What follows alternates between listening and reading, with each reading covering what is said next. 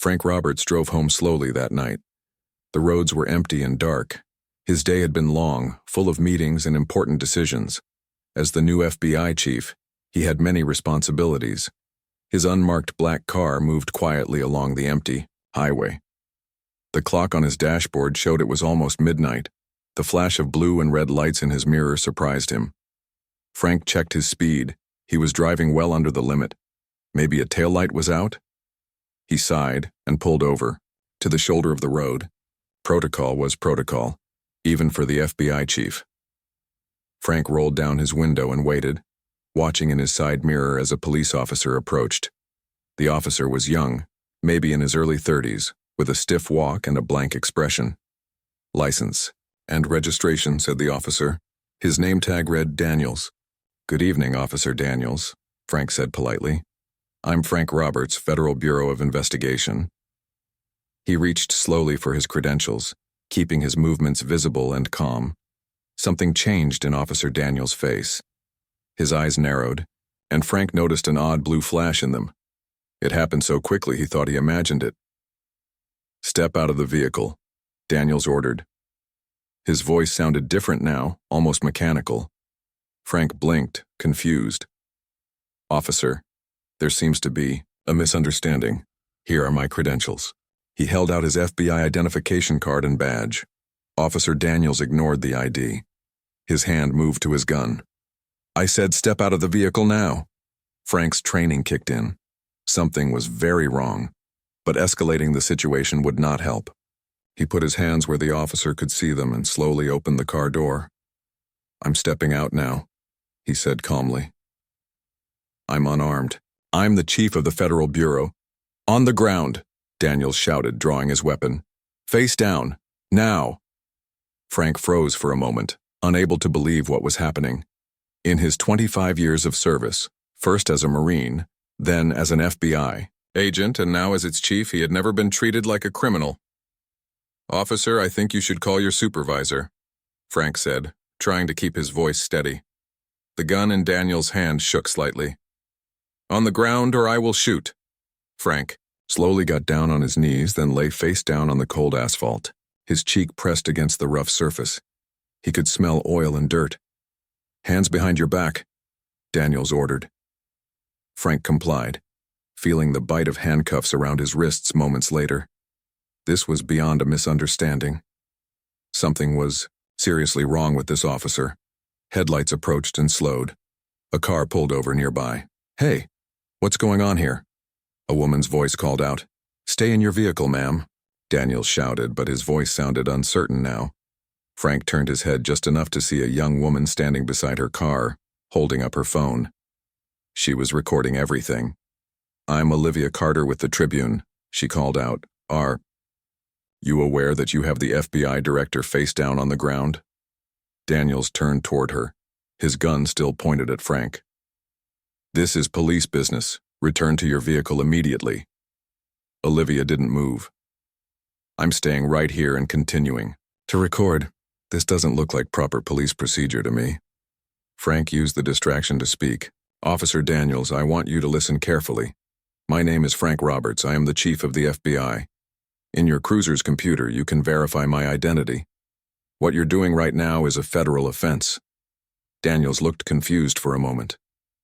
His free hand went to his head as if he had a sudden headache. The strange blue light flickered in his eyes again. "Shut up," he shouted, but his voice cracked. You were speeding and resisting arrest." "I was doing neither," Frank said firmly. "And this entire incident is being recorded." More headlights appeared on the road. 2 police cruisers pulled up, lights flashing. Frank felt relief wash over him. Someone must have called this in. An older officer stepped out of the first car, his face showing shock as he took in the scene. "Daniels, what the hell are you doing?" he shouted, rushing forward. "Captain Miller," Daniels said, his voice suddenly sounding lost. This man was... He stopped, looking down at Frank with confusion. The gun in his hand lowered slightly.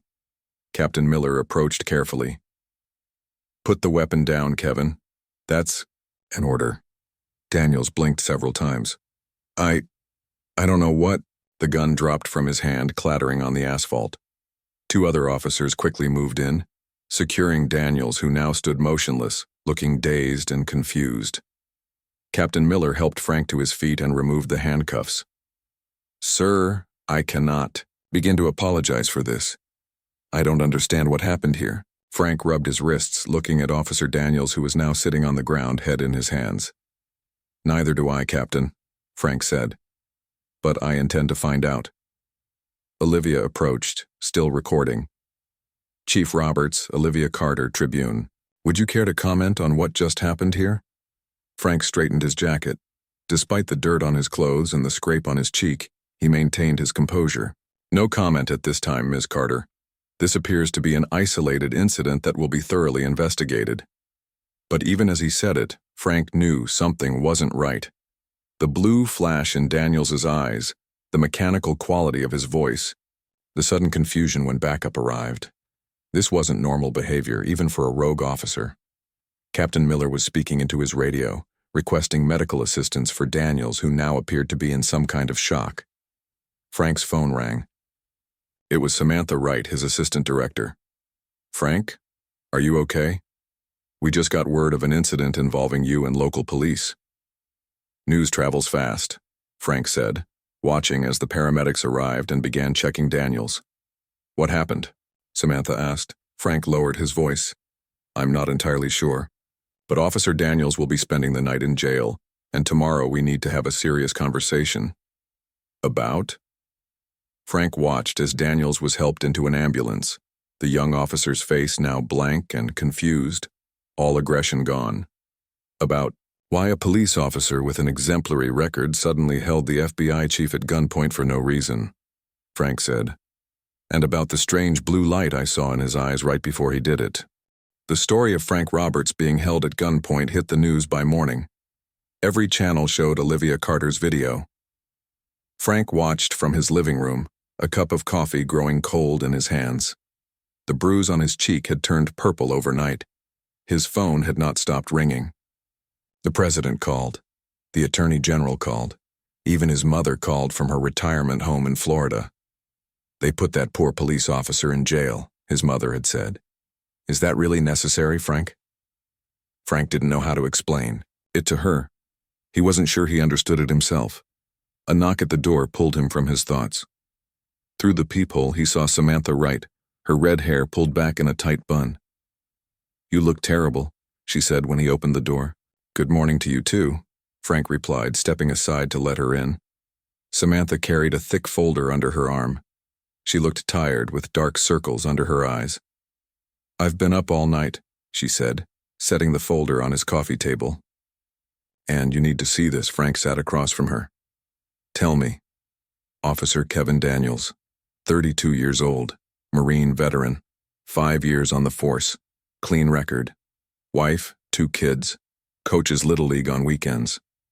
"So not exactly the type to pull a gun on a federal official," Frank said. "No." Samantha opened the folder. "And here's where it gets strange. He has no memory of the incident, none at all. The jail doctor says he's displaying signs of confusion and disorientation." Frank leaned forward. "That matches what I saw. Near the end, he seemed lost, like he didn't know what he was doing." "It gets worse," Samantha said. She pulled out 6 photographs, laying them on the table. They showed different men and women, all in professional attire. "Do you recognize any of these people?" Frank studied the photos. The woman on the left is Linda Hayes, Homeland Security, and that's Ben Martinez from the CIA. "Right," Samantha nodded. "And the others are all high-ranking officials in various agencies. All of them have been pulled over or stopped by local law enforcement in the past month. All incidents involved weapons drawn. All the officers involved later claimed memory loss." Frank felt a chill run down his spine. "This isn't random." "No, it's not," Samantha agreed. "And there's one more connection." She paused. "Project Sentinel." Frank's eyes widened. Project Sentinel was classified, a recent operation involving unusual radio signals from deep space. All the officials in the photos had been briefed on it, including Frank just last week. "You think someone is targeting officials with knowledge Of Sentinel? I do, Samantha said. But there's more. She pulled out a medical report. They did a full scan on Officer Daniels this morning. They found something embedded at the base of his skull, something that shouldn't be there. Frank took the report, looking at the brain scan image. A tiny bright spot glowed near the brainstem. What is it? They don't know yet. It's small, metallic, and it wasn't there during his last physical 6 months ago. Frank stood up, walking, to the window. The street outside looked normal. People walking dogs, mail being delivered. But suddenly the world felt different, dangerous in a new way. I want to talk to Daniels, he said. Already arranged, Samantha replied. Dr. Alan Graves is examining him now at the secure medical facility. We can go when you're ready. Frank nodded. Give me 10 minutes. The drive to the facility was quiet. Frank watched the streets pass by, wondering how many people out there might have something in their heads, something controlling them. The facility was unmarked, a plain building with high security. Dr. Graves met them in the lobby. He was a tall man with thick glasses and nervous hands. Chief Roberts, Assistant Director Wright, he greeted them. Thank you for coming. Officer Daniels is awake and stable, but still very confused. They followed him down a long hallway. We've kept him isolated, Dr. Graves explained. No contact with anyone except medical staff. We've also set up equipment to block all radio and cellular signals just in case. In case of what? Frank asked. Dr. Graves stopped walking and turned to them. In case whatever is in his brain is receiving or transmitting signals. The room where they kept Daniels was small and white. He sat on the edge of a bed wearing a hospital gown. He looked up when they entered, his face pale and drawn. Do you know who I am? Frank asked. Daniels nodded slowly. They showed me the video. They say I pulled you over and pointed my gun at you. His voice broke. Sir, I would never do that. I don't remember any of it. I swear I don't. Frank believed him. The fear and confusion in Daniels' eyes was real. We found something in your brain, Officer Daniels, Dr. Graves said gently. A small object that doesn't belong there. Do you have any idea how it might have gotten there? Daniels shook his head. No, sir, I don't. Wait. His face changed, remembering something. 3 weeks ago, I had a headache, a bad one. I was driving home from work and had to pull over. I thought I saw a bright light in the sky. When I woke up, I was still in my car. I figured I fell asleep. The headache was gone. Frank and Samantha exchanged looks. May I see the scan again? Frank asked Dr. Graves. The doctor pulled up the image on a tablet. The small bright object was clearly visible. Is it some kind of tracking device? Samantha asked. It's more than that, Dr. Graves said. Based on our preliminary tests, it seems, to connect directly to the brainstem. It could potentially control motor functions, even override conscious thought. Mind control, Frank said quietly. In simple terms, yes, Dr. Graves agreed. But the technology is, well, it's beyond anything I've ever seen. Beyond anything anyone has ever seen. Frank thought about Project Sentinel, about the strange radio, signals from space, about 6 officials targeted in the exact same way. We need to bring in Melissa Porter from NASA, he said to Samantha. She's been analyzing the Sentinel signals, and we need to check every officer involved in these incidents for similar implants. Already on it, Samantha said. She's flying in tonight. Frank turned back to Officer Daniels. We're going to help you, he promised. And we're going to find out who did this to you. Daniels looked up, his eyes clear now but filled with fear. What if they can turn it on again? What if they make me hurt someone? Frank had no answer for that. That same question had been haunting him since he saw the blue light flash in Daniels' eyes. Outside the room, Dr. Graves pulled them aside. There's one more thing you should know, he said in a low voice. The object, it's still active. Still sending out some kind of signal. We've been trying to block it, but But what? Frank asked. But whatever this technology is, Dr. Graves said, it's nothing we've ever seen before. Nothing human.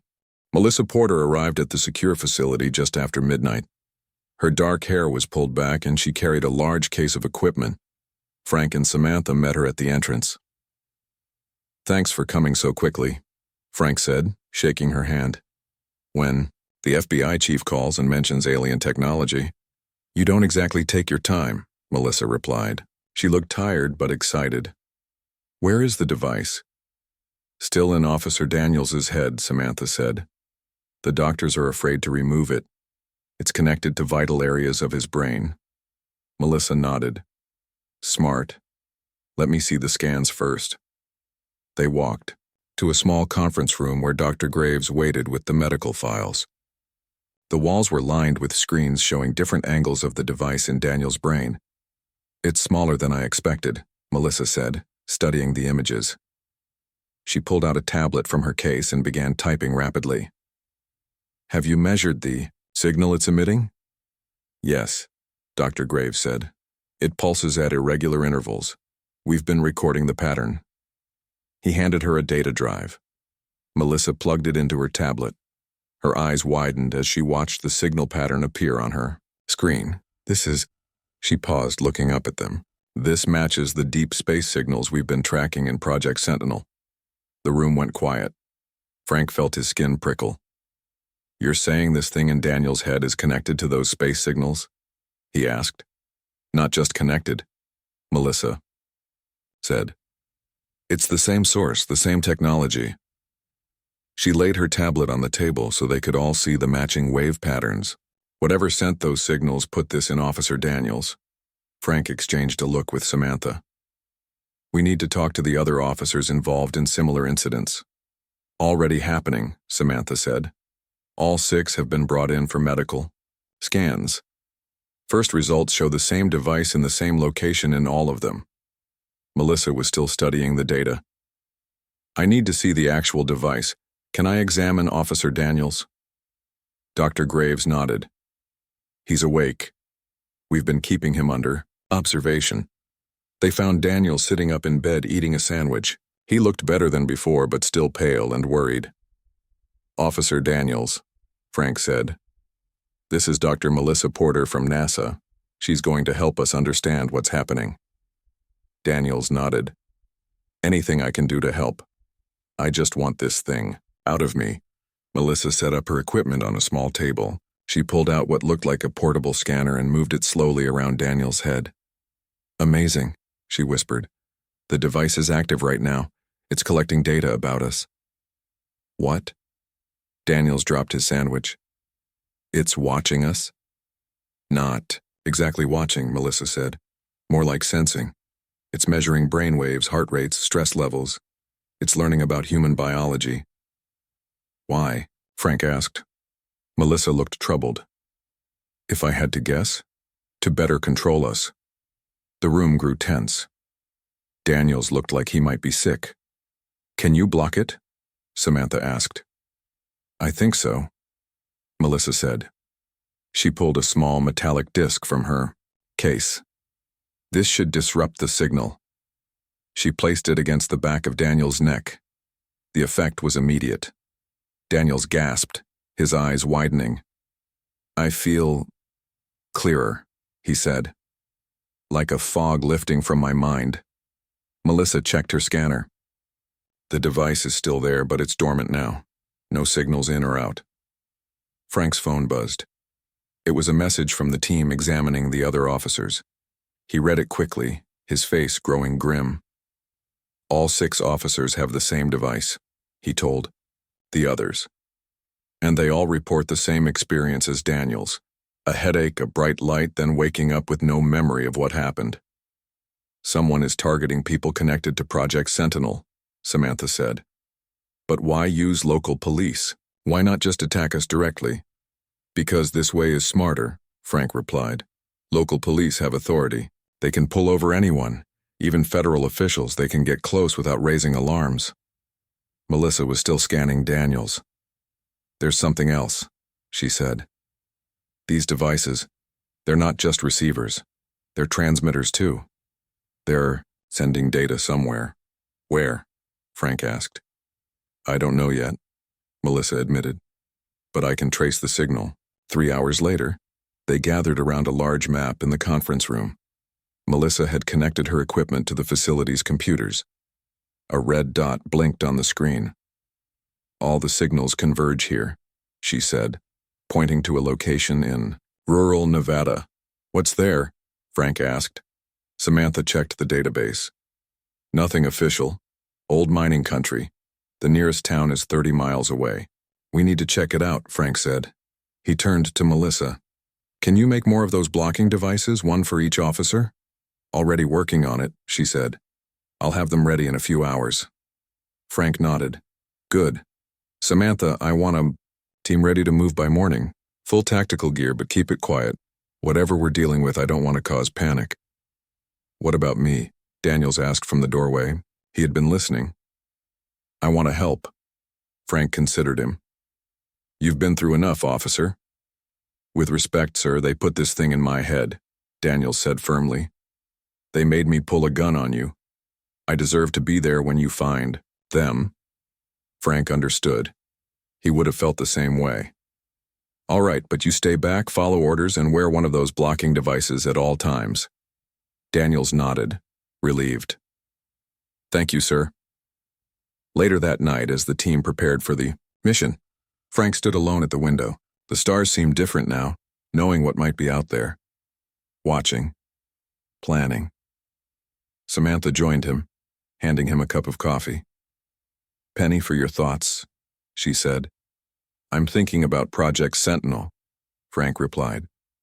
Those signals we picked up, we thought they were random space noise. What if they were messages, instructions? Instructions for what? Frank turned to her. For the devices. What if they're not just controlling individual officers? What if they're part of something bigger? Samantha looked troubled. You think there are more people out there with these devices in their heads, more than just the officers we know about? I think it's possible, Frank said. And I think we need to find out who put them there, and why they're targeting people who know about Project Sentinel. Melissa entered the room, her tablet in hand. You need to see this, she said urgently. I've been analyzing the signal patterns from all the devices. They're changing. Changing how? Frank asked. They're synchronizing, Melissa said. All of them at the same time, like they're preparing for something. Frank looked back at the stars. Something was coming, and whatever it was, it had been planning for a long time. We move at dawn, he said. The helicopters touched down just before sunrise. Frank led a team of 12 agents plus Samantha, Melissa, and Officer Daniels. They all wore the blocking devices on their necks. The Nevada desert stretched out around them, empty and quiet. The signal source is 2 miles northwest, Melissa said, checking her equipment. In that group of hills. Frank nodded. We'll approach on foot from here. Less chance of being detected. They moved out in formation. The morning air was cool, but Frank knew it would get hot soon. Everyone carried water and weapons. No one knew what they would find. How's your head? Frank asked Daniels as they walked. Better with this blocker, Daniels replied, touching the device on his neck. But I still feel it there, like something watching me. Frank understood. The idea of having something foreign in your brain, something put there by an unknown force, was deeply disturbing. After an hour of hiking, they reached a ridge overlooking a small valley. Frank signaled for everyone to get down. Below them stood a structure that didn't belong in the desert. What is that? Samantha whispered. It looked like a small building made of dull gray metal. No windows, just a single door. But the strange part was the array of thin spires rising from its roof, all pointing at the same spot in the sky. It's a receiver, Melissa said quietly. Or a transmitter, maybe both. Frank scanned the area with binoculars. I don't see any guards or security. That doesn't mean they're not there, Samantha warned. Frank nodded. Team 1 will circle around to the east.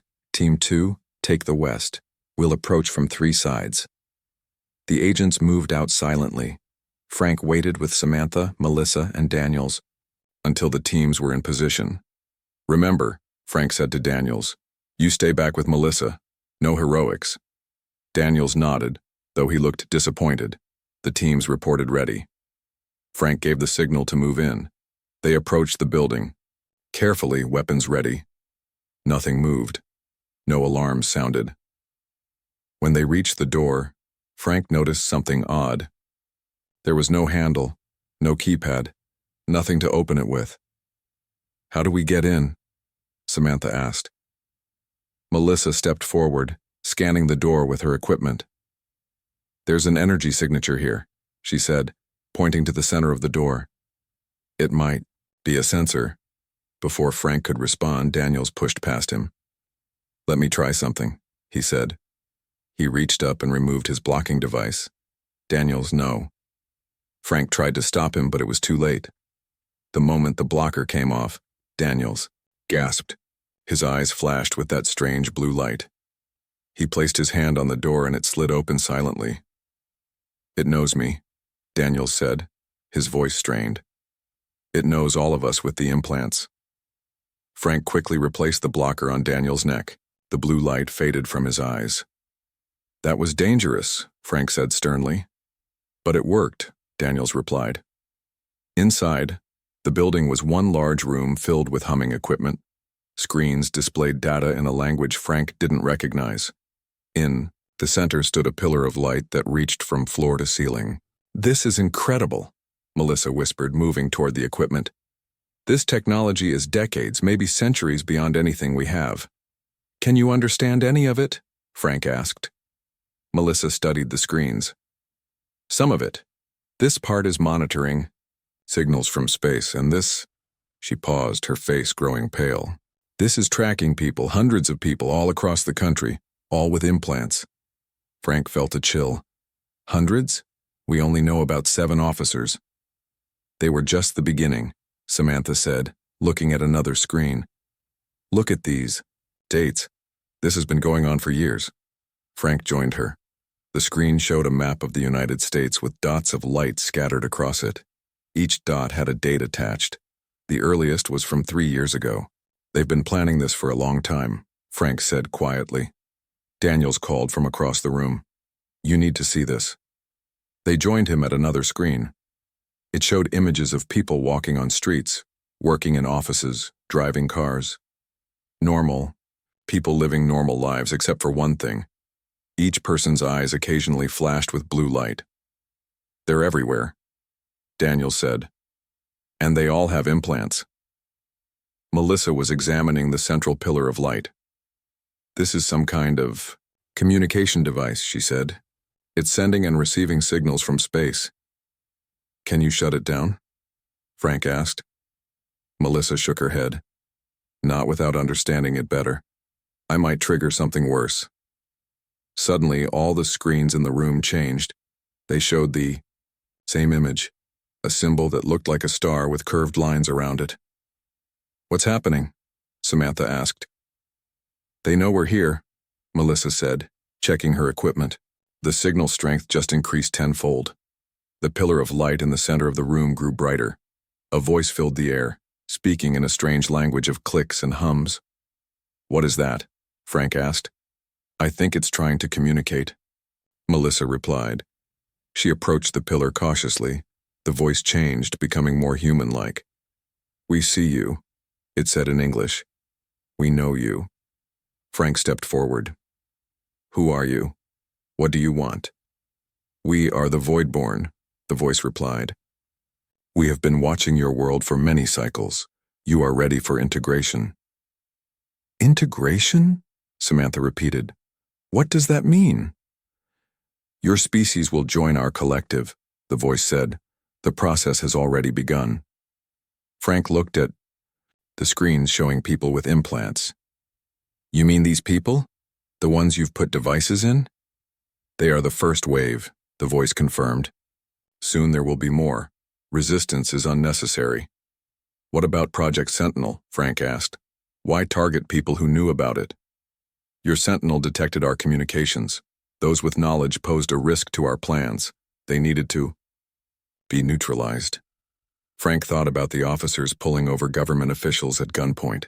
by having them killed by local police. A simple solution, the voice said. Efficient and undetectable. Daniels stepped forward, anger clear on his face. You used me like a puppet, he said. You made me hurt people. You are part of something greater now, the voice told him. Your individual concerns are irrelevant. Frank noticed something happening on the screens. The dots of light representing people with implants were moving, all traveling toward major cities. What are they doing? He asked Melissa. She checked her tablet. The implants are activating all of them all at once. The integration begins now, the voice announced. Your leaders will fall. Your defense systems will be disabled. The Voidborn will arrive, and your world will become part of our domain. Frank looked at Samantha, then at Melissa. We need to stop this now. Melissa pointed to a series of controls near the pillar. I think these regulate the signal. If we can disrupt it, we might be able to break their connection to the implants. Do it, Frank ordered. Melissa moved to the controls, but as she reached for them, the voice spoke again. Stop, it commanded. Any interference will result in the death of all carrying our technology. The implants are connected to vital brain functions. Disrupt our signal and they will self-destruct. Frank froze. Hundreds of innocent people would die. You're bluffing, Samantha said. We do not bluff, the voice replied coldly. Officer Daniels suddenly stepped forward, removing his blocking device again. His eyes flashed blue. I can feel them, he said. All of them. We're connected. Daniels, put the blocker back on, Frank ordered. But Daniels wasn't listening. He walked to the controls, his movements stiff like a puppet. The human will demonstrate our power, the voice said. Daniels raised his gun, pointing it at his own head. Stop, Frank shouted. This is what awaits those who resist, the voice said. Frank looked at Melissa, desperate for a solution. She was typing frantically on her tablet. I have an idea, she whispered to Frank. The blocking devices. If we can amplify the signal through the main transmitter. Frank understood immediately. How long? 30 seconds, she said. Keep them talking. Frank turned back to the pillar of light. Why us? He asked loudly. Why Earth? Your species has potential, the voice replied. Your minds are adaptable. Your bodies are suitable. You will serve the Voidborn well. We won't surrender, Frank said firmly. Humans don't give up easily. You have no choice, the voice said. Melissa nodded to Frank. She was ready. Frank looked at Daniels, still holding the gun to his head. Daniels, we're about to break their control. Be ready. Melissa pressed a button on her tablet. The blocking device signal surged through the facility's transmitter, amplified 1,000 times. The effect was immediate. Officer Daniels gasped, dropping his gun as the blue light fled from his eyes. On the screens, the dot stopped moving. What have you done? The voice demanded, suddenly sounding less certain. We've blocked your control, Frank said, and now we're going to find all of your implants and do the same to them. The pillar of light flickered. This is only a setback, the voice said. We will return. The Voidborn do not abandon their claims. And humans don't surrender their planet, Frank replied. Remember that. The light faded and the room went dark. For a moment there was silence. Then emergency lights came on and Frank could see his team looking at him, waiting for orders. Melissa, download everything you can from these systems, he said. Samantha, get Washington on the line. We have a lot of work to do. Outside, the sun was rising fully now, casting long shadows across the desert. Frank stepped out of the facility and looked up at the sky, wondering how much time they had before the Voidborn returned. 3 months after the discovery of the Voidborn facility, Frank Roberts stood at the podium in the United Nations General Assembly. Leaders from every nation on Earth filled the room. Screens showed millions watching the broadcast worldwide. Today, I speak not just as the chief of the FBI, but as a representative of all humanity, Frank began. His voice was steady, but he felt the weight of his words. What I am about to share will change our understanding of our place in the universe forever. Behind Him sat Samantha, Melissa, and Officer Daniels. All three had worked tirelessly since that day in the Nevada desert. 3 months ago, we discovered that Earth has been under observation by an alien intelligence known as the Voidborn.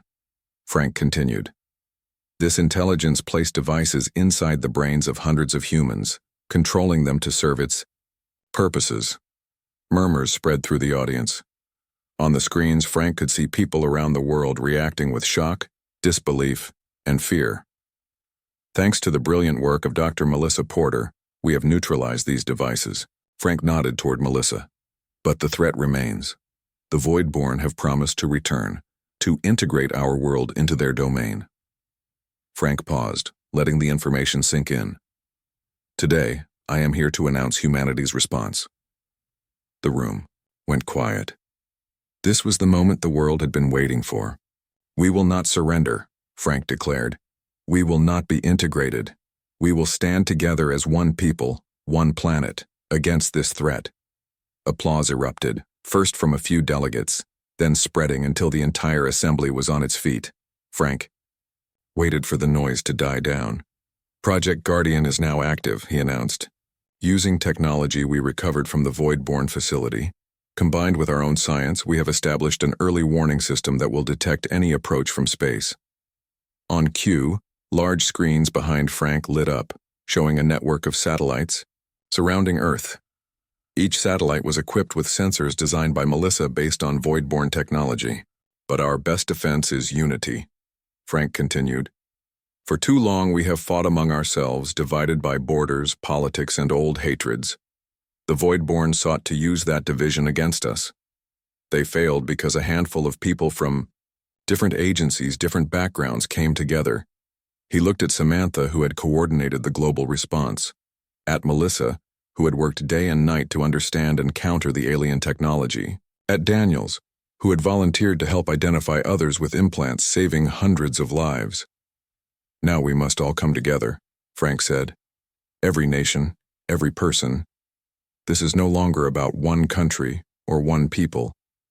This is about our right to determine our own future as a species. The assembly rose once more, applauding even louder than before. Frank noticed that many delegates who normally refused to stand together were now side by side, united by a common threat. After the speech, Frank and his team returned to their headquarters in Washington. The building had changed. What was once just FBI offices now housed the central command of Project Guardian, with staff from every major nation. That was quite a speech, Samantha said as they walked through the busy halls. Let's hope it works, Frank replied. We need everyone on board for what's coming. They entered a large room filled with screens and technicians. In the center stood a holographic display of Earth and the surrounding space. Small lights indicated the Guardian satellites. Melissa was already there, working at a console. Just in time, she said when she saw them. We're about to test the new detection grid. They gathered around the display. Melissa pressed a series of controls and the hologram zoomed out to show a wider view of space around Earth. The Voidborn will return, she explained. Their technology is too advanced for them to give up easily. But now we'll see them coming. The satellites on the display lit up, sending out invisible waves of detection. How many people still have implants? Daniels asked. He had recovered fully, though he still checked his blocking device several times a day. 17 that we haven't found yet, Samantha replied. But they're inactive as long as the blocking field is up. Frank looked at the global network they had built in just 3 months. It was impressive, but would it be enough? What about offensive capabilities, he asked Melissa. She smiled slightly. We've made progress. The Voidborn left behind more than just communications technology. We found weapons designs in their database, theoretical but promising. How long until we can build them? A year, maybe less, Melissa said. But they'll return before then. The question is what they'll do when they find us waiting for them. Frank thought about the voice in the desert facility. Its cold confidence. Its certainty that humans would simply submit. Its surprise when they didn't. They underestimated us once, Frank said. They'll do it again. A technician approached them. Sir, we're receiving a signal. One of the deep space monitors has picked up something. They all turned to the display. A red dot had appeared at the edge, moving slowly toward Earth. Is it them? Frank asked. Melissa checked the readings. The signature matches voidborne technology, but it's small. Too small for a ship. A probe? Samantha suggested. Possibly, Melissa agreed. Or a communication device. Can we intercept it? Frank asked. Melissa nodded. I think so. I'll need to adjust the satellite network. As she worked, Frank stepped back, watching his team. He thought about how strange his life had become. Just a few months ago, his biggest concern was budget meetings and department politics. Now he was helping lead Earth's defense against an alien invasion. Got it, Melissa announced. The signal is coming through. A sound filled the room, similar to the voice from the facility, but clearer now, more human-like. Humans of Earth, the voice said. You have surprised us. No species has ever resisted integration before. Frank stepped forward. We're full of surprises. We see that now, the voice replied. Your unity is unexpected. Your adaptability impressive. You have taken our technology and turned it to your own purposes in a very short time. What do you want? Frank asked, though he suspected he knew the answer. To offer terms, the voice said. We will delay integration. We will observe your development from a distance. When you are ready, we will return. Frank looked at Samantha, who nodded slightly. This was better than they had hoped for. And how will you decide when we're ready? Frank asked. When you reach the stars on your own, the voice replied. When you have grown beyond your planet, then we will meet as equals. The room was silent. Frank considered the offer. We accept your terms, he said finally. But understand this. When we reach the stars, we will do so as free people, not as part of your collective, not as servants, as humans. There was a pause. Noted, the voice said. We will be watching. The signal ended. The red dot on the display changed direction, moving away from Earth. Did we just get a reprieve? Daniels asked, sounding stunned. I think we did, Samantha replied. They're backing off. For now, Melissa added. But they'll be back. Maybe not for decades, but they'll come. Frank nodded. Then we have work to do. He looked around at the room full of people from nations that had been enemies just months ago, now working side by side. Project Guardian was just the beginning, he said. Now we need to reach the stars before they return. Outside the building, night was falling. Frank walked to the window and looked up at the sky. The stars seemed different now. Not just distant lights, but destinations, challenges. And somewhere out there, the Voidborn were watching. But for the first time since this all began, Frank felt something new. Not fear, not worry, but hope. Humanity had faced its first test against the cosmos, and it had not been found wanting. The Voidborn had wanted to conquer Earth. Instead, they had united it. And united, there was nothing humans couldn't achieve. Frank smiled. The stars were waiting.